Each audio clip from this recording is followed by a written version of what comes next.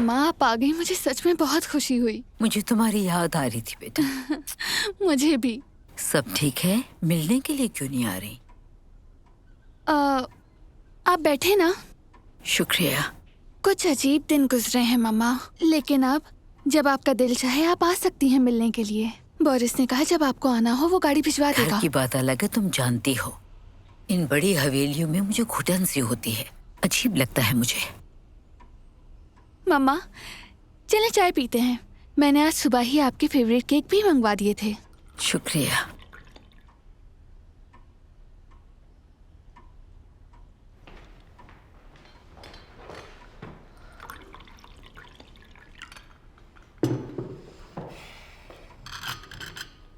Boris का नजर नहीं आ रहा। वो ऑफिस गया है मामा, कुछ जरूरी काम था उसे। मगर आज तो संडे है। उसके काम में कोई छुट्टी नहीं होती मामा।